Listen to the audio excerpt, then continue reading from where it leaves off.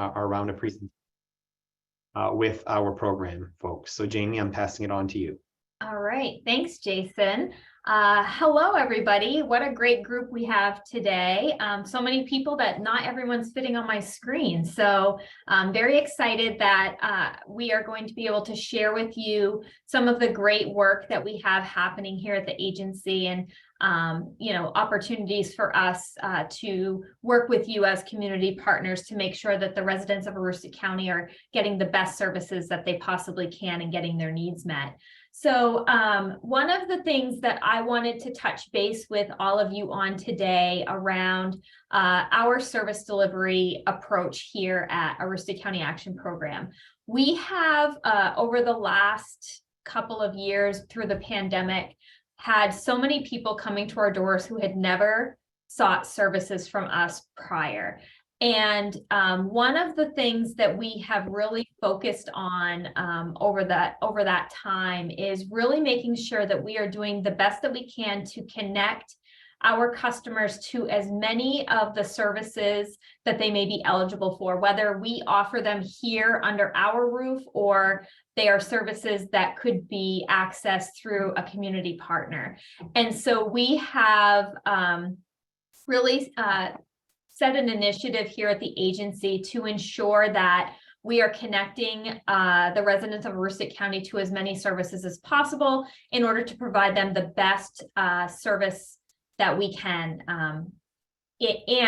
essentially for them to be able to meet the goals and objectives that they have for themselves and for their families.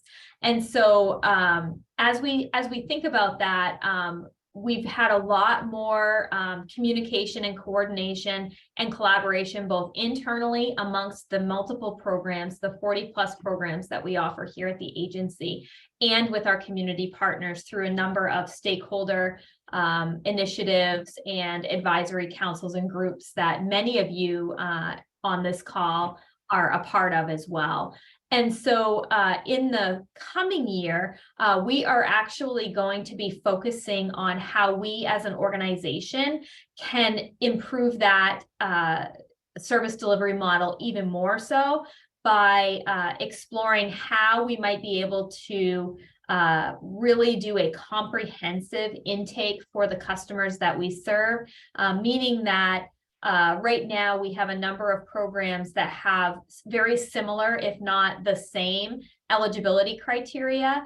And we want to ensure that our customers, when we're collecting that information for, say, an energy assistance application, if that family may also be eligible for our WIC services, that we could share the eligibility documents so that it is easier for our customers to be able to access programs and not have multiple appointments and or have to share multiple pieces of documentation if another program has already accepted them. So that is something that we are excited about as we look into the future and how we can better provide services to the individuals and families that we serve here in Aroostook County, and really make customer satisfaction a priority as we move forward into the coming year. And so with that, we are very excited to share with you some of the individual programs that we are offering here at the agency. And as Jason indicated, we will have an opportunity as we go through the presentations today for you to ask any questions of our team members. So I believe at this point, I am going to turn over to Josh from our Heating Assistance Program.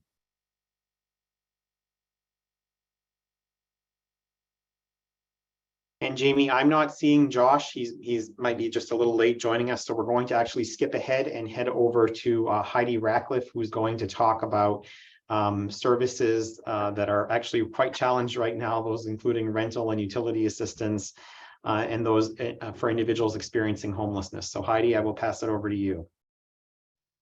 Perfect. Thank you, guys. It's wonderful to be able to see all of you and to get a second to talk. I wish I was talking about something a little differently in regards to this very important program that has helped so many in the county for the last several weeks. Oh my gosh, I see myself on full screen. Okay, sorry. So we will have a conversation in regards to where that stands. As you know, we are contracted to provide emergency rental assistance services. At one point, that was providing services for rent along with utilities through the time of COVID. This was a 4 to 5 year contract in which we have spent the funding so well in ensuring that Aroostook County was covered. So to date, we have spent about $18 million in the time period in Aroostook County alone that has gone to all of the landlords' hands to be able to maintain their payments when folks were on quarantine or experiencing COVID themselves. So with that being said, it's come to an end at this point. There is no additional funding that's going to be given out to Treasury. So we have been informed that as of this point, the closing of the program for ERA will go into effect October 31st. So what does that mean for everybody? It's a little bit different. So as of right now, the program, you could receive up to 12 months. The program has always been up to 12 months or until funding is exhausted.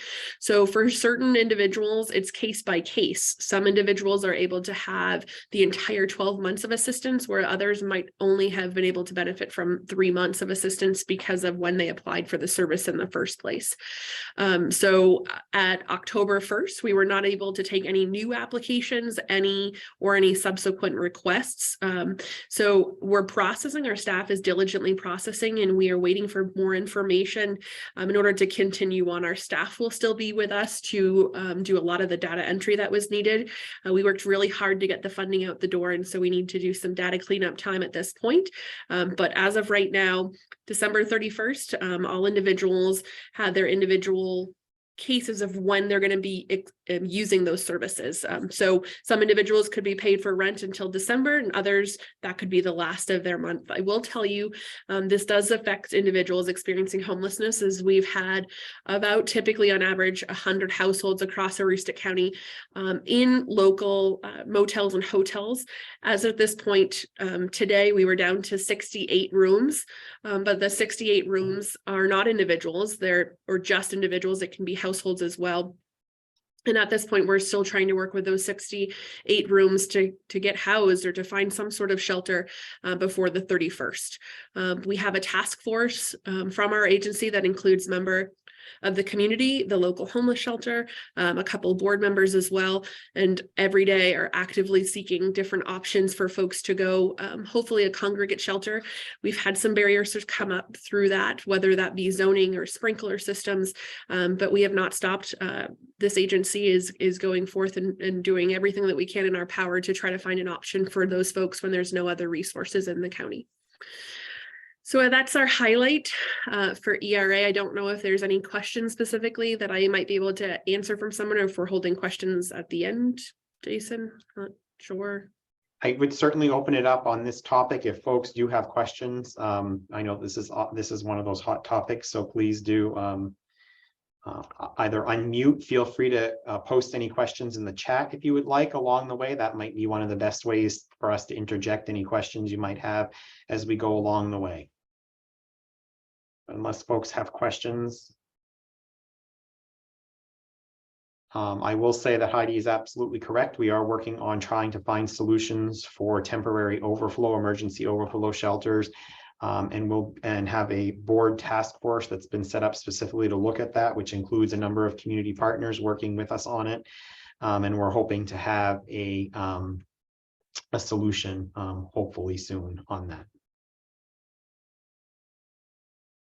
I will then, in that case, not seeing or hearing any questions at this point, we'll now pass it over to, we're going to head over next to Rochelle Roy to talk about food assistance for families. Rochelle. Thank you, Jason. My name is Rochelle Roy, and I do oversee the nutrition programs here at ACAP. Some big highlights would be for us is that we're still continuing to administer the WIC program, which we have for years. allowing for, because of the pandemic, there are waivers. So if it must be you're sick, we can do some of these appointments still over the phone. Or, we just really calling out to all pregnant, postpartum, breastfeeding moms, any children between the ages of birth and 5, grandparents, foster parents, kinship care. If you're, give us a call. We'd love to be able to help with nutrition education and providing, the food benefits that we have. With the pandemic that's gone on, there has been a huge increase in our fruits and vegetables that has added to the benefit of our program. So we're providing not only what we have been in the past, all the different healthy foods, but again, the fruits and vegetables. We had this summer the farmers market program, which again added more fresh fruits and veggies. If we can get that nutritious stuff to our community people, we want to get that out. So please certainly give us a call. It's gotten a lot easier over the past few years where everything has gone electronic. So we've been able to kind of get away from the stigma of being a WIC shopper at the grocery store. That has been really streamlined, and that has been great. So please, we set up appointments all over the county. We come to the different sites and different locations so that you don't have to travel just to the centralized area. We do breastfeeding support. We've got education. We've got support that we can provide through certified lactation counselors, international board certified lactation counselor. We have those supports for you. So please, certainly some things to think about. We're continuing also to provide through the CACFP program, nutritious breakfasts, snacks, lunches for our children at our early care and education centers. And I'm sure Megan will speak to it coming up. We do have some openings. So please, if you're in need of childcare or want to get your child into a Head Start program, great ways to, again, get a great education and your child is provided for. Then we have also our SNAP Ed program, which kind of brings everything in together where they're teaching classes to help stretch that dollar. And that can be held throughout the county, different classes, different programs for all ages, from children to adults to seniors. So, we want to make sure that all our citizens are provided for. We have the community cupboards at different locations around the county. If you don't see anything there, please come in and ask. If it's during hours, I'm sure there's something we can help you with. And then we can certainly connect you with different food pantries. We know that times are tough and it's tough for everybody, and the rising cost of food just keeps happening. So we want to make sure that we can, as much as we can, to be able to, get you connected with what we can. So Rochelle, I'm going to bring up the WIC guidelines because a lot of folks think that the guidelines for this program are similar to other programs, and they're actually quite a bit more open or have a higher threshold. So if you want to just quickly talk to these guidelines. Absolutely. Thanks, Jason. Yes, we are at the federal guideline, the poverty federal guideline at 120 or 185%, which is higher than most any program. It was set up for, the working people. So please don't feel like you're taking it away from somebody else. If you call, you are not taking it away, and you come on taking it from somebody else. We want people to take advantage of this. This money has been set forth for you. The other piece that I didn't mention earlier was we are still within the formula recall. So if you're dealing with formula issues, we've been fortunate enough from the beginning of March to September, we were able to get a hold of, through our state office, 2,200 cans of infant formula. This is stuff that usually they would find on the shelves at the grocery store that weren't there. So we were able to provide that way versus them going without, and also leaving, what was available on the shelves for people who weren't eligible for WIC. So please don't hesitate to give us a call if you think you might be within the guidelines, or even if you think it's close, give us a call, because again, these are guidelines, but we have formulas that we look at and plug numbers into that it's possible that you totally are eligible, and if you receive SNAP or main care, that's an automatic qualifier income-wise. So please don't hesitate to call. Great. Thank you so much, Rochelle. I see now that we have been joined by Josh McAtee, who's our brand new first year manager for our home energy assistance program. Josh and his team have gotten off to a phenomenal start, getting many more applications processed. He can share some of that success with you here in just a moment.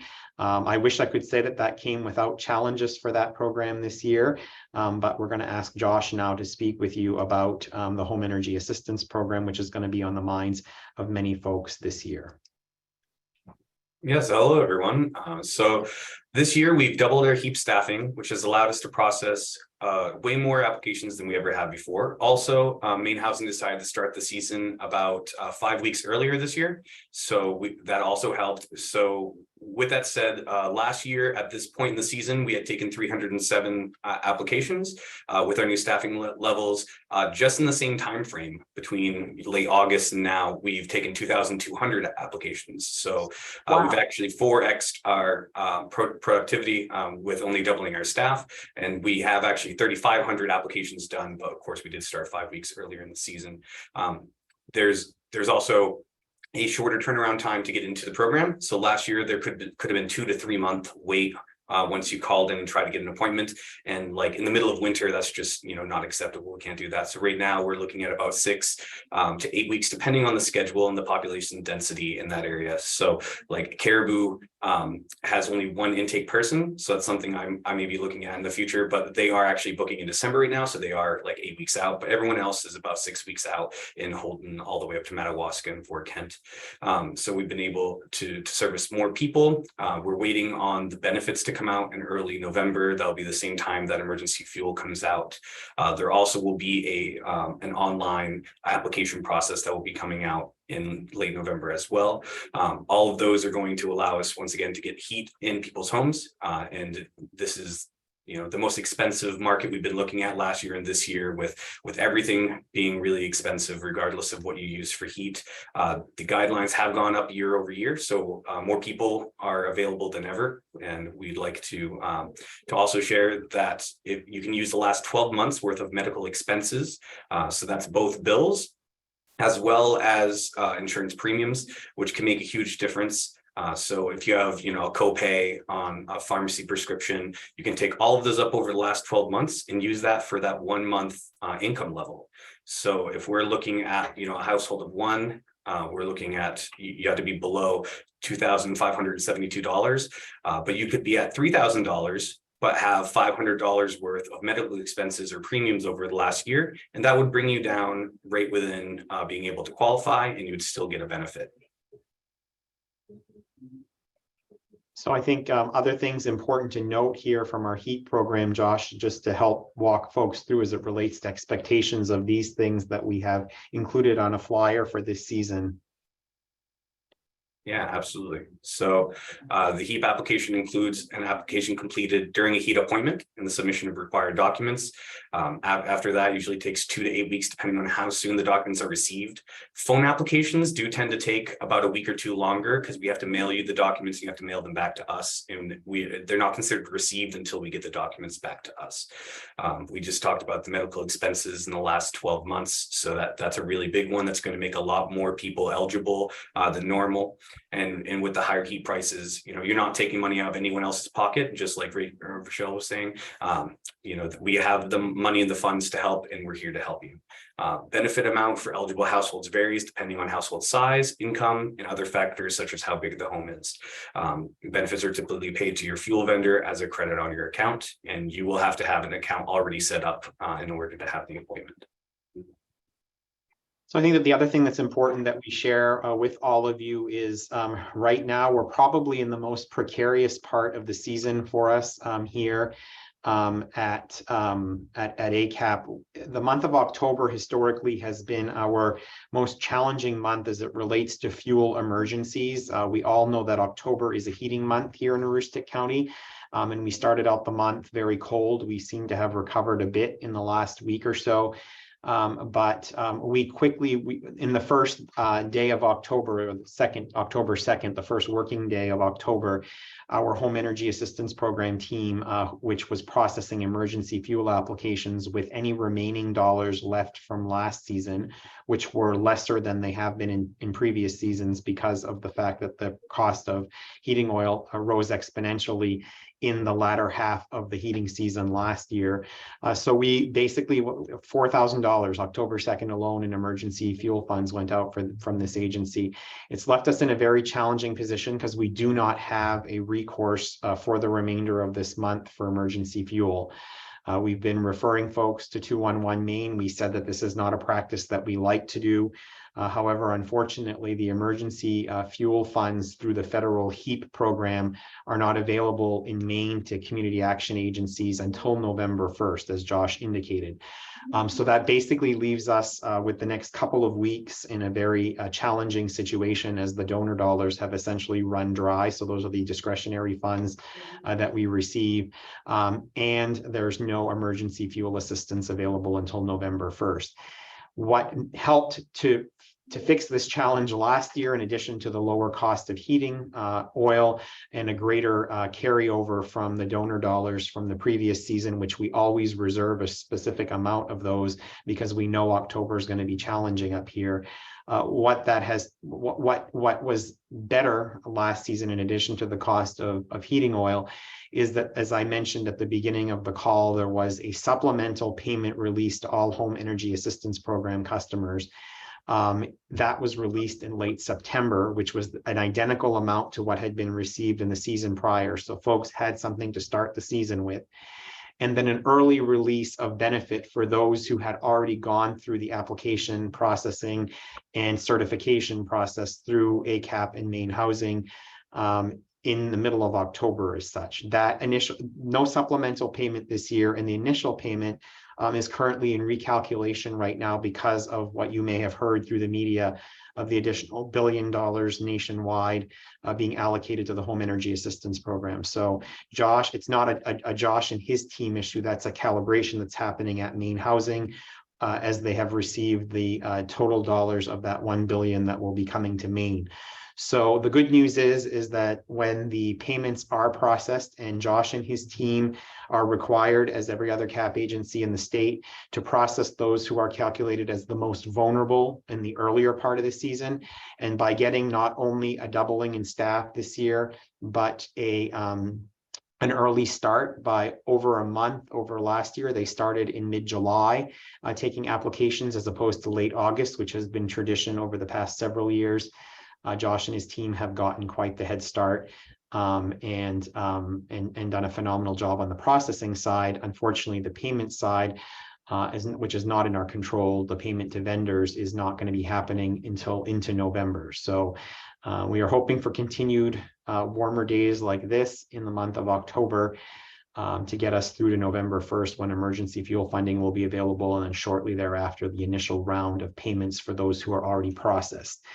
But certainly encourage folks. We do have our Helping Hands telethon that's coming up on the 17th of November on WAGM to replenish some of those donor dollar coffers that will help families and individuals in need, specifically those who are over income by a little bit in that process, and many of those folks in need, as well as some great community partnerships with other organizations that we'll be announcing in the near future to help with the fuel crisis. And my understanding that there are measures underway that are being prepared to be taken by the governor's office and others that were not solidified with yet, and will hopefully pass along, or will be passed along through the state and other resources as soon as those are known and become available. So we're at a bit of a precarious position starting the season in terms of actually getting having fuel assistance to deliver at this moment. But anticipate that after the 1st of November, those things will start to loosen up, and we will hopefully be getting dollars out the door through our partner Maine Housing and others. Thank you, Josh. Anything else from you on fuel assistance that we might have left off? I just wanted to share, much like you said, with the priority applicants who are more at risk. We're actually fortunate enough by the first week of November, we should have all the applications done for those who are at risk. So right about the time that benefits will be going out will be the same time as we've already taken all the applications for those individuals, which will be the first time we've been able to do such a thing due to the early start. That's wonderful. And hopefully, as the season progresses, as we do anticipate more of those folks, because of if the cost is sustained or the cost of heating oil, God forbid, were to go up, we anticipate that there will be additional, calls for emergencies as we get beyond probably November and December and into the thick of the heating season, when the dollars for those initial benefits run out, and the recourse is obviously more challenging because of the fact that the cost of fuel oil will be as high, is anticipated to be continue to be high at this point. So thank you very much, Josh. And now we are going to move over to one of the programs that continues at least through the end of this year, which is for those individuals who are diagnosed with having contracted COVID-19 and for social supports that we're able to provide. And another one of ACAP's newer team members who's overseeing this work for us, Kim Garrett-Michaud, is going to talk to us about the COVID quarantine social supports program. Kim? Hi, everyone. It's nice to see so many people here, so many smiling faces on this beautiful day. So I'm going to talk a little bit about our quarantine social supports, or COVID social supports, and actually kind of moving from quarantine to isolation. I think you'll hear us use that term a little bit more. We do follow the current CDC guidelines, so we're ebbing and flowing with how we're qualifying people for this program. The program is through, they do have to reach out either to, it does go through the state of Maine, so that there is a form that's filled out on the state of Maine Department of Human Health and Services, their website. Although you can call anybody at ACAP, we can also fill it out for you, or they can fill it out themselves. So it can be done by another social organization, it can be done by us, it can be done by self. They can reach out directly here. Those calls are usually put through to me, and I can help them get the form filled out if they're not able to fill it out themselves. What we are trying to do is help families who have tested positive fill a gap for, we look at what we've been filling out primarily a grocery shop, but we also have been able to refer on to other programs. We've been able to refer on to workforce when it was available, the emergency rental program, any of our navigators and coaching, housing, been able to refer on to all of those programs as well. So they also, if they have concerns maybe with anxiety with having COVID and questions, concerns, we can either help them or get them referred on. We have been doing shops at one point, I believe the number, and this was prior to me, 100 or so weekly when we were at 14-day isolation and quarantine for the entire family if someone in the family had contracted it. We are now using the current CDC guidelines, Maine CDC guidelines, with a 5-day isolation for a positive test, and then a recommendation of 5 days masked if you're in public, as long as you are not symptomatic. And also, if you have somebody in the house that is not testing positive that can still shop, that allows them to do that as well. So we're not seeing quite as many, but certainly definitely needed. I took a call right before this call to a woman. How you doing? Good. I hope that's not me doing that. So we have had, it's been really interesting to talk with these families. They all have a different story to tell. One story that really hit me kind of right here in the heart was a gentleman from Madawaska. He had somebody that was able to help him, but then they contracted COVID as well. He had COPD, he had Parkinson's, he wasn't able to drive. It really was in real crisis. And we were able to talk with him, got somebody from our Madawaska office over to do a shop, get things delivered to him. We were able to refer on to get somebody to talk to him just about the anxiety behind COVID, what was happening. He was scared to death about, sharing it with somebody else. I think we all have felt that. And, they were able to talk him through the guidelines and what was happening. We do have on ACAP's homepage, you can go right under quarantine supports, and that'll bring you to that referral page. Also can go through maine.gov through the DHHS website. The COVID referral form is available there too. And again, anyone can fill it out. It can be for yourself, it can be for your neighbor. If you're working in a social service environment, you can fill that out as well. Thank you so much, Kim. A lot of information fast. Yes. So folks, again, if you have any questions, please do feel free to unmute yourself and ask them, or post them in the meeting chat, and we'll get folks to answer them as quickly as possible and go back to folks who have previously presented as needed. So again, thank you, Kim. Next up, we know that there are a lot of folks right now, as folks are trying to re-enter or stay in the workforce, who are having many challenges finding affordable and quality childcare services. And I know that that's been a challenge in terms of our ability to find employees to be able to expand those services as well. But Megan Barnes is going to speak with us. She's the director of programs that oversees, among other areas, our early care and education programs, to speak about some of the new opportunities and offerings that we have and how you access those services. So Megan, it's all yours. Thank you, Jason. Like Jason stated, I'm Megan Barnes. I'm the Director of Programs, Early Care and Education at Aroostook County Action Program, which encompasses our childcare opportunities throughout the county, as well as our Head Start, Early Head Start, and early intervention programs that we offer for service options. Early care and education centers are private childcare programs that use the state of Maine's market rates as our fee structure. There are no income guidelines to qualify to access quality, affordable childcare opportunities within the agency.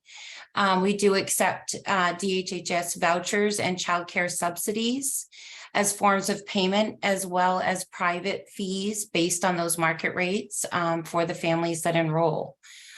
Our staff are available to support the applications or applicants with the process applying for vouchers, which can be a little bit of an overwhelming process for some families, and our staff are very well versed on that process, and we do offer that support to access that help around affording the childcare fees. Our childcare programs across the county are open from 6 a.m. to 5:30 p.m. Monday through Friday. We offer quality childcare options for families around the county at our Presque Caribou, Holton, and Fort Kent locations. And in some of those locations, there's more than one option. For instance, in our Presque area region, we offer 2 different locations that families can access. Each of these locations offers quality childcare opportunities to infant and toddlers, which is 0 to 3, as well as preschool age children up to kindergarten age. ACAP continues to work with communities in Aroostook County to evaluate childcare needs and to partner to support families in securing affordable, accessible, and quality childcare. Primarily, we hear a lot from applicants that want to re-enter the workforce or enter the workforce for the first time. They want to further their higher education opportunities. And we work with these families so that they can access childcare. Like Jason had mentioned, we do plan to expand based on retaining quality workforce. We're in the process right now of evaluating needs across the county. ACAP provides quality education-based care for children 6 weeks to 6 years of age.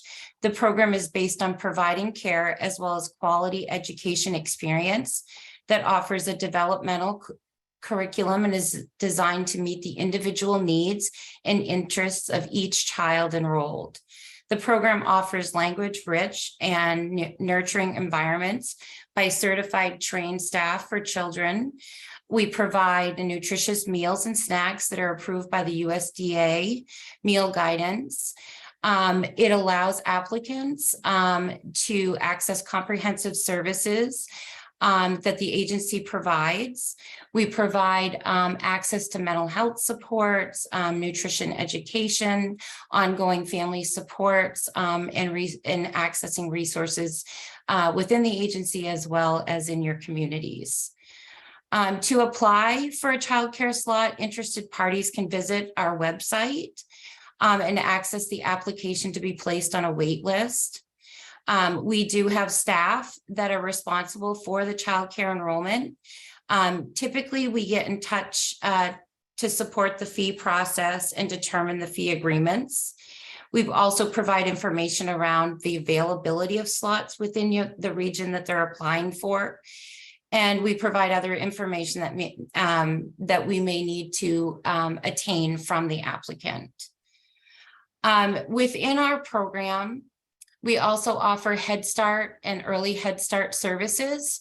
And in a lot of our locations, we offer the extended day option, which includes the childcare piece for a fee. With Head Start and early Head Start, there's an eligibility process, and some of those eligibility criteria include it's income-based, and that it may include foster care, homelessness, SNAP or TANF eligibility. Those are some of, like I said, the eligibility requirements for the programs. The programs are at no cost if you are deemed eligible. For the programs, we do have locations for early Head Start in Caribou, Holton, and Presque Isle areas. Head Start services throughout the county include Caribou, Holton, Presque Isle, Limestone, Van Buren, Fort Kent, Madawaska, Frenchville. I hope I didn't forget any. From south to north, we have a presence. We also this year alone have expanded services within partnerships with public school districts, and those include our Van Buren location, our Caribou location, our Van Buren location, and our SAD 27, which includes MSAD 33, as well as Madawaska school districts. So there are services available throughout the county. It depends on what the needs are.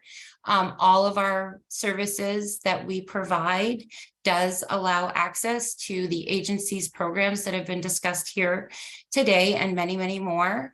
And it also allows to have a focus on that early childhood education that supports school readiness for young children around their school success.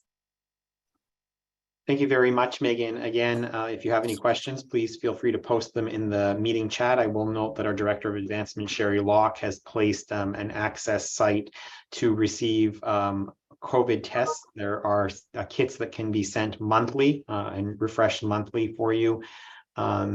So we're going to move on now, and as Megan spoke about the comprehensive services that we offer in early care and education, and I will go back to Jamie Chandler, our Chief Operating Officer's comments at the beginning of our session today in relation to how we have expanded whole family and comprehensive service delivery work. A key part of that here at our agency is to provide navigation and coaching services. And we're going to turn it back now to Heidi Ratcliffe, who is going to speak about those services and the services that folks in her team under the manager there, Jeannie Fox, who's unable to be with us today, how they provide those services, those very intensive and focused services across Aroostook County through a team of coaches and navigators and what that looks like. So Heidi, over to you. Thank you. Super excited to be able to share coaching. We have really grown and expanded so much to the fact to be able to share this with so many other CAPs in the nation for the work that our coaching team delivers. We started off 13 years ago with ERA funds, and we had 3 case managers at the time. That's what they were called. And we have expanded that to be about 8 now, and then added another layer of services, which we call navigation. So I'll start first with navigation and say that we have some amazing navigators. We have built the navigation team into our HEAP services. So whenever somebody is receiving a HEAP service, immediately after they're offered to speak to a navigator. The navigator is that quick touch point with somebody to speak about any other services within the agency that they're aware of to be able to link them through. As we know, we have over 40 different programs, and everybody has a different way to come into the door within the agency, but we want to make sure that we expand that and that everybody is receiving all of the services that they're eligible for within the organization. So our navigator teams do deliver that type of service. We could do referrals both after the HEAP appointment, and typically they're the first point of contact when somebody walks into the office and says, I need help. I don't know where to start. So we do have navigators located up in the Valley, down in the Holton office and here at the main office, and we're expanding upon that as time goes on. So navigators do presumptive eligibility. So we have a home database system in which we go through, we enter a person's demographics of their household, their income guidelines, and it literally spits out all of the programs they might potentially be eligible for. So it's really kind of a one-stop shop. We're really excited to be able to offer that service. And we found that we're able to often find things that people didn't even realize that they know that they needed, that we provided as a service through that navigation support. We also felt that the agency needed to have a role that had a little bit more handholding. So it wasn't just an information and referral, as we call it. It was more working with the family, putting them in the driver's seats and really knowing that whatever goals they planned and wanted to work on, that person was going to support them. All of those positions are licensed social workers or receive an additional credential to be able to provide those services. They complete crisis to thrive assessments. They actively work on goal setting, and they're that support with them through the entire process. We know that social services can be really difficult to coordinate and to figure out and maneuver, and that coach is there to be that life support for that person.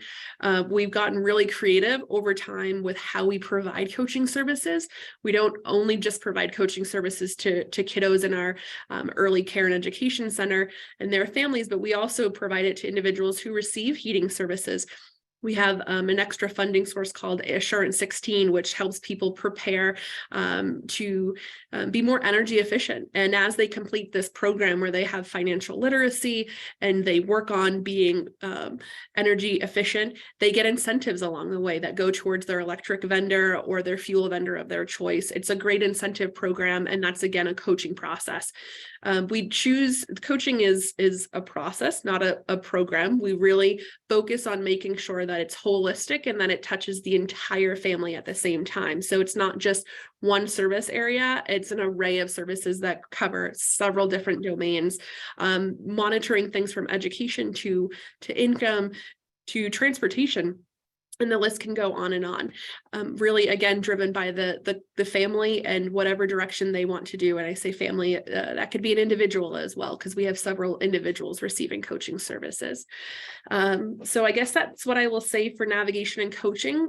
Typically, navigators are also responsible for if we have any services internally that we can provide that there's no designated funding source tied to that staff, that navigator would be the one to provide those services. So at one point we have funding currently for emergency food shelter program. So any homeowner that was struggling and wasn't able to make an electricity payment, that navigator would be that first point of contact to access those services.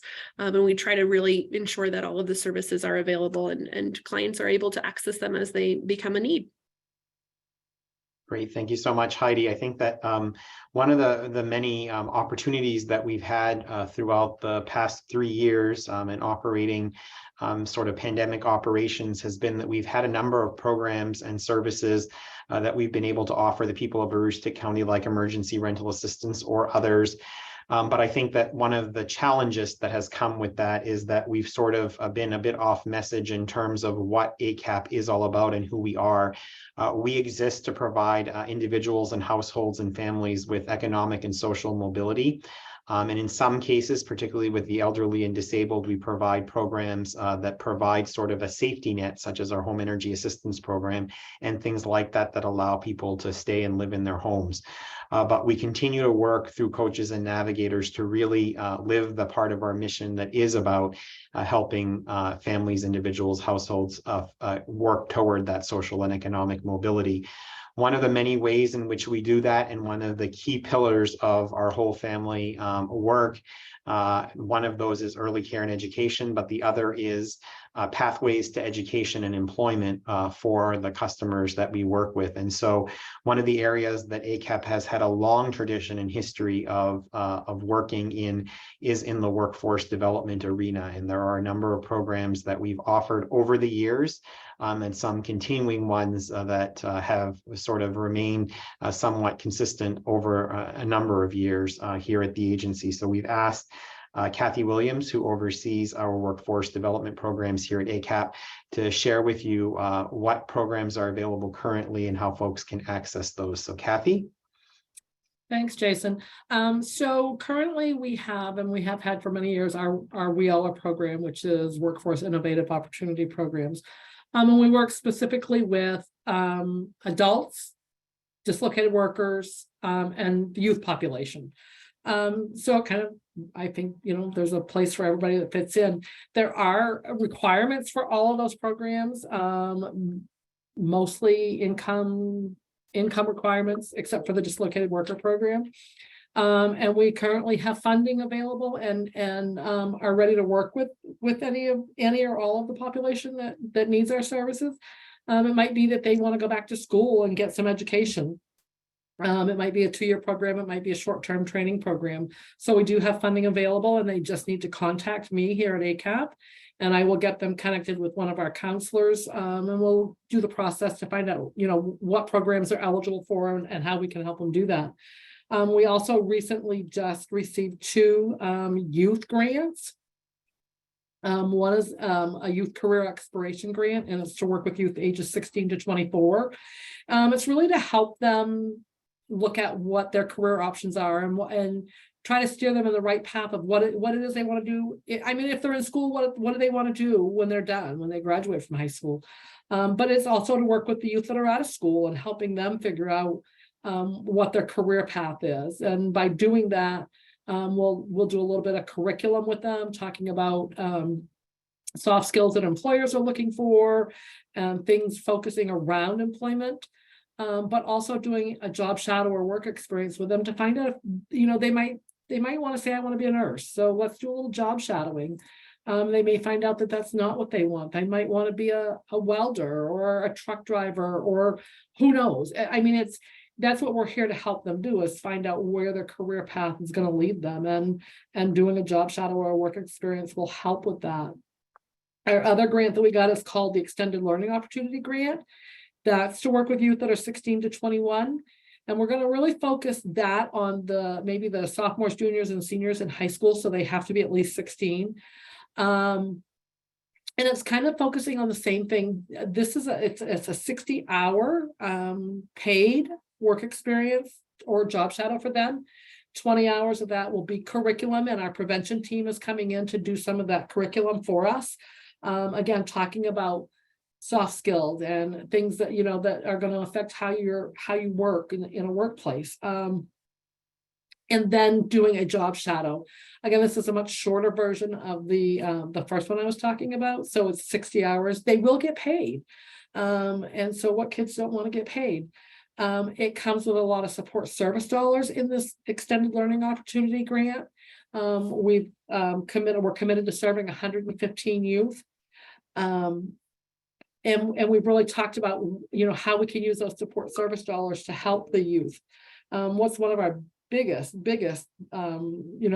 things here in Aroostook County that prevent our youth or adults from finding employment or going on to school is transportation. We don't have any public transportation.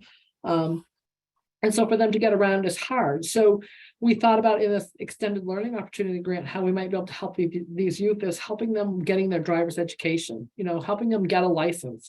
That's that first start to then they have that, then how do they go on to, get a car or however, but using some of our support service dollars in that program to help with that. So we'll be reaching out to the school districts. We really will probably be staying away from the school districts that have made the jobs for being graduates, as they kind of have the same grant funding and programs that they can help with.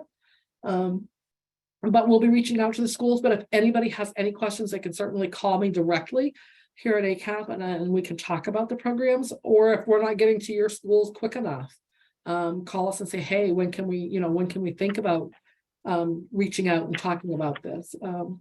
But again, we're here, we have training dollars, we have support dollars, we're here to help people with education or with just finding employment. And that's a big thing right now, getting people back to work. So please give me a call. Great. Thank you so much, Kathy. Again, if there are any questions on any of these programs, please feel free to post in the chat or unmute yourself, and we would be happy to answer those questions in real time. Speaking of in real time, I did just receive a voicemail from the folks at Maine Housing who I had inquired with if there was an update on when those initial payments that we spoke about would go out. And I did just receive good news a little bit ago that it does appear that the first vendor payments, again, when somebody applies for the Home Energy Assistance Program, a credit, once they're approved, goes onto their fuel vendor account so that there's money to access. It doesn't actually go to the participant themselves. So it does appear that as early as this Friday or very early next week, those initial payments that have already been processed by CAP agencies like ours statewide, some of those payments should start to go out. So that should help us mitigate some fuel emergencies in the last week of this month. And also help folks out to get a start on the heating season to have fuel in their tank. So very happy to receive that news as a late breaking piece of information that just came in. So with that, the last of the programs, and by all means, we have over 40 programs and services that we offer here at ACAP. So what we've selected here are those programs and services that help individuals, especially those in need as we head into the winter months, or those experiencing some sort of challenge or crisis or opportunity to help them become more economically and socially mobile. But the last piece we're going to cover, which we've been obviously receiving a lot of inquiries about, especially with the cost of heating oil the way that it is, are our programs related to home weatherization and repair. And with that, we are going to turn it over to Randy Rattray, who is joining us. Randy. Thank you, Jason. Good afternoon, everyone. So yeah, I've been asked to just give a quick overview of the programs our housing team has to offer our customers in Aroostook. We like to say that our home energy assistance application, or the fuel assistance application, is the gateway to our housing programs. To be eligible for most of our programs, you must receive ACAP's fuel assistance. The programs that use that same application are the weatherization program, which is a program intended to reduce the fuel consumption of homes that receive the home energy assistance program. All eligible HEAP applicants are ranked on a point scale, which make up our WAP rank waiting list. The WAP rank is based upon family makeup, poverty level, energy cost burden, and the households with a family member that is either elderly, handicapped, or has a child under 6 are given priority for the program. Work that we complete on homes are normally consist of reducing air infiltration into the home, increasing insulation levels throughout the home, weather stripping doors, rebuilding attics, hatches, etc. We also do some health and safety measures, including things such as bathroom exhaust fans, smoke alarms, and carbon monoxide detectors. Another program that we have is the Central Heating Improvement Program. This program is designed to provide safe and efficient central heating systems also to heat eligible households. The works that we complete under the Central Heating Improvement Program can be anything from a simple no heat service call to repair a heating system or replacing a whole system because the heating system has been condemned by a licensed technician. Priority for this program are no heat situations in the winter months and heating systems, like I said, have been condemned by a licensed technician. All work for this program is contracted out to firms that have licensed heating system technicians under their watch. Another program that we have that runs off the LIHEAP application is the heat pump program. The heat pump program will install a new heat pump in owner-occupied single-family households that receive the home energy assistance program. The heat pumps installed are designed to be a supplemental heat source and are installed to help reduce fuel consumptions for our households that receive our fuel assistance program. In addition to these programs that deal with the home energy assistance application, we have a couple of other programs for home repair. We have a home repair program, and also this year we have a new community aging in place program. The intent of our home repair program is to provide a warm, safe, and dry housing for our customers. Work normally consists of repair or replacement of roofing, septic systems, wells, unsafe electrical, repairing entrance steps, ramps, or other items that pose immediate threat to a household member. To be eligible for this program, you must have owned your home for a year and have an income below 80% of the area median income as established by HUD annually. Community Aging in Place program is a new program to the agency.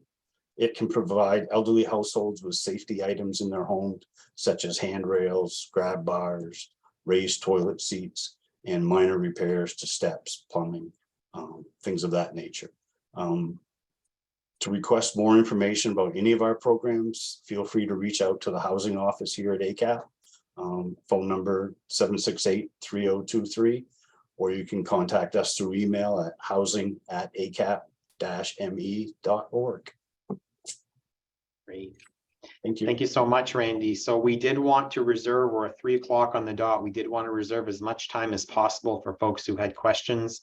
We threw a lot of information at you. And again, it just represents a fraction of the programs and services that we offer here at ACAP, but those which were most commonly asked about and those which provide more direct assistance to customers. So with that, we haven't touched our prevention programs or some of our oral health programs or a number of other programs that we have here in the agency, but certainly have folks here and the directors of programs that could answer or get back to you on questions about programs that we haven't featured here if you have those as well.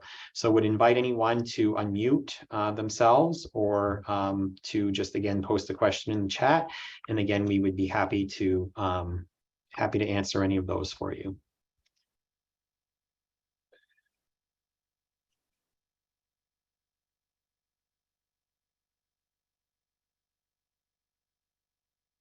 I do have a question about the emergency rental assistance program. Sure, Chrissy. Anybody that is new, Heidi, that has never applied in the past, do they still have until the October 31st deadline to apply? No, unfortunately, the deadline for that was October 1st. So we couldn't take any application past that date, any new applications. They told us to stop taking applications in about a 1 hour time frame. So we couldn't even get it out to the public that there was a deadline, and they honestly did that with the intentions of not having hundreds of people apply where the funding was running out. So at this point, no new applications are being processed. But anybody that has applied in the past would be able to still apply for additional assistance until October 31st. So anybody that's applied for their past would have had to have a current reassessment completed within the time frame. There's time measures that we have to go by. So if they were regularly receiving services and they completed an assessment, let's say October 12th, we can still process the next 3 months, whatever they're requesting. So it can go past, the payment can go past October 31st. There just can't be any new applications or any new requests for that. Got it. Thank you for the clarification. It's And a tricky process that has changed many times. So. And Heidi, the word as of right now is that there are no additional funds coming from Treasury. There is an additional application period where that might be considered by Treasury, but that is not certainly set in stone. But there are other opportunities for the state of Maine, just not anything imminent, correct? Correct. So Unfortunately. there is an off chance that Maine could come back and say that there are additional funds that have been allocated from Treasury. It does not look like that will happen, certainly will not happen before the 31st of October. So there will most certainly, at the very least, be a lapse in the program. And it will end at some point. It was never intended to be a program in perpetuity. Other questions on any of what we've shared with you? Jason, Or I'd just other- like to elaborate a little bit if I could. I think it's really important to note that on the application that anyone received for ERA, there was an addendum that said up to or until funding is exhausted. Unfortunately, we know that oftentimes individuals can pick and choose what we see or what's important or relevant to us. So that's been really important, is that there was never a guarantee that even if you were eligible for up to the 12 months that you could in fact access the entire 12 months. Our navigator team that we talked about previously have actively been working as people were getting off of the program to call both the landlord and the tenant to give them a heads up of that time period when we were successful and able to do that in between appointments. And we have done media outreach as much as we possibly could to ensure that people were prepared to take the responsibility of their rent when that did become a need for them. So thank you. Just wanted to add that in. And I do appreciate you folks keeping us up to date, because this definitely has not been an easy feat to take on. But I applaud all of you for keeping us updated. It's been very well appreciated. Thanks, Christy. I actually have a question. Sure. For the weatherization gentlemen, do they consider windows? Is there like a program for window replacement by chance? The only program that we have available that would do any window replacement would be our home repair program. The home Our repair. weatherization program, any task that we do to a home has to meet a savings to investment ratio, which is calculated out, and it doesn't pay for itself. So our weatherization program doesn't normally do any windows. Okay, all right, thank you. I will just share in a related matter as it relates to weatherization. This is one area that we do anticipate that our agency will see some growth in, hopefully, in the coming years, both the more recent Inflation Reduction Act and a bill that was passed by Congress before that to enhance the infrastructure of our country. Both of those bills had additional dollars in for weatherization of homes. Maine Housing, which would receive those funds from the federal government, is just working through what those amounts will be and the process for agencies to apply for those funds to be able to do additional work. So we do anticipate that we will see growth over the next few years in weatherization programs here in Aroostook County. Much similar to the challenge that we mentioned with early care and education and childcare in particular. A big part of that challenge for us at the agency will be to be able to find qualified personnel to be able to do the work, both internally hired by the agency and contractors that we partner with throughout Aroostook County. And we're always looking for new contractors to work with to do this work. We have the team that supports them in their efforts and goes out and does the initial and post assessments of the home for their energy audit purposes. And work side by side with them, but we could certainly use more contractors across Aroostook County to work with to help us do this work, in addition to the 1 3-person crew that we currently employ to do this work. We average about 60 weatherizations across Aroostook County each year, and certainly that could increase with the appropriate staffing levels. And we know that we have the funding that's likely on its way from Washington, D.C. So that just wanted to clarify that as well. Other questions that we can answer for folks? I have a couple of questions. I'm Sue with Prescott Housing. My first question is for Josh and energy assistance. My question is, you do not count any asset income at all when you're doing fuel assistance? That is correct, as long as it's not paid out in the form of an annuity. So we just look at the money that is considered income for the given month or the previous 30 days, whichever is more beneficial to the applicant. For example, last month had 5 Thursdays and Fridays for September. So if you had wages, we would use the last 30 days because that would be more beneficial than using the last month with the additional pay period. Thank you, Josh. You're Second question is for Heidi. Heidi, my question to you is that, as you know, we're trying to help some of these people who are about to lose any assistance here at the end of October. And I'm running into situations where we may be able to find them housing, but we can't find items for them to have in their home. No beds, no dishes, no stuff like that. Does ACAP have any services available for that type of thing? Yeah, that's a great question. So we do have the Hope and Prosperity Resource Center, which we collect individual or things that are donated to us. And oftentimes we have several different partners within the community who provide us with couches and beds of that sort. And as people are rehoused, that is absolutely free to anybody who needs a new start with those types of materials. So I would say that if you wanted to contact the Hope and Prosperity Resource Center, have those people engage, and I can give you that information offline, Sue. But that would be the starting point. They also have coaches and navigators and can get crafty with different types of items we might not have in site, but know of other local resources that can provide that. So maybe a Salvation Army voucher if the person lives in Presque Isle to the Cubby or to a place that provides those services.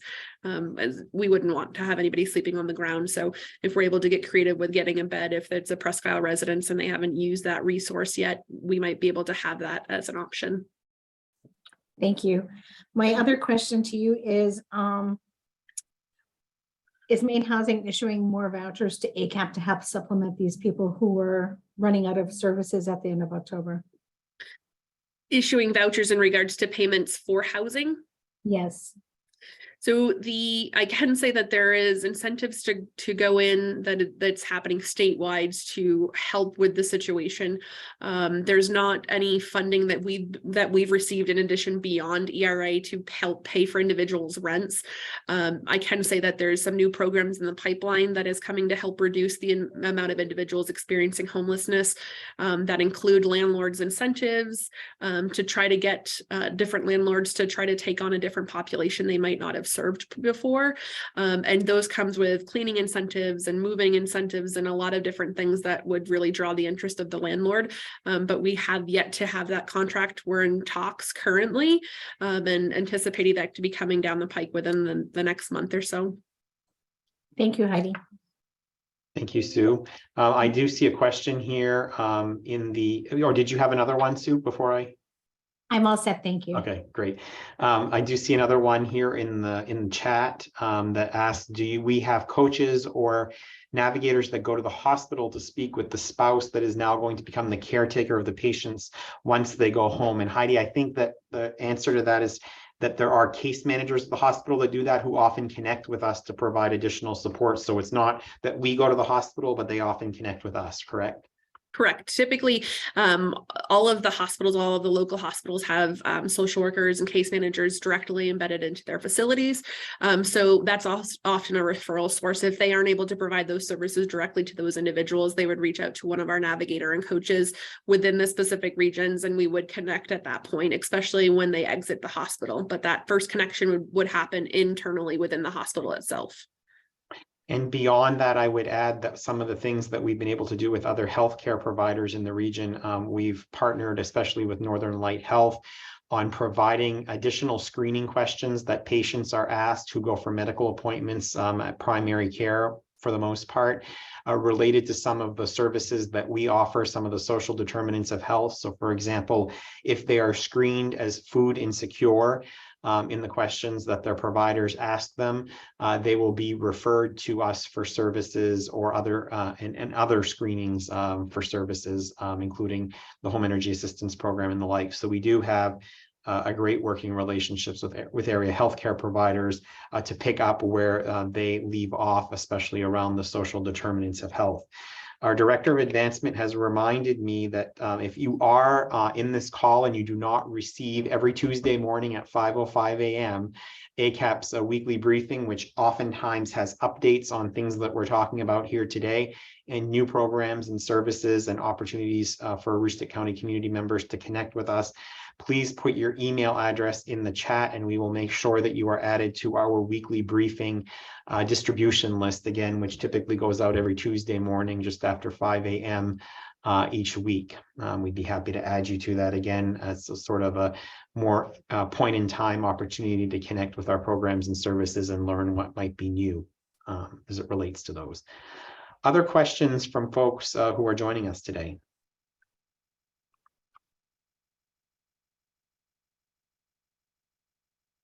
All right, well, with that, then I want to say thank you to all of you for joining us again.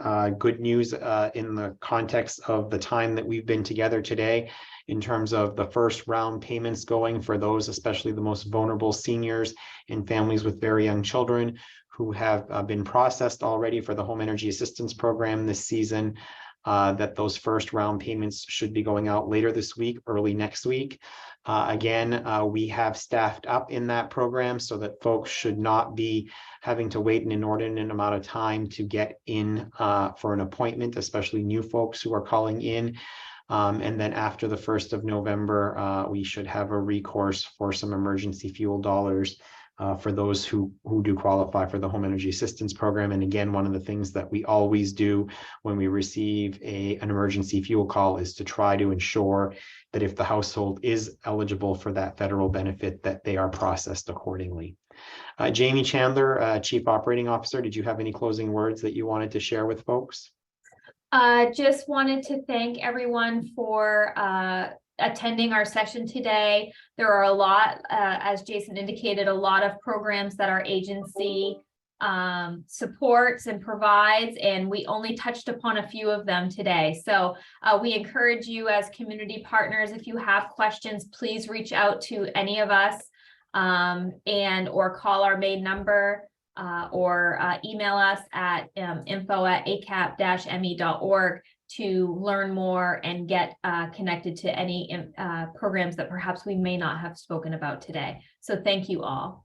Yes, thank you. And again, if you have any questions or would like to reach out to us, please do not hesitate to do that. And if you haven't yet sent us the information to get connected with you through our weekly newsletter, the ACAP weekly briefing, please do give us your email and we'd be happy to get that out to you on a regular basis each week. Have a great rest of your week, everyone. Thank you so much.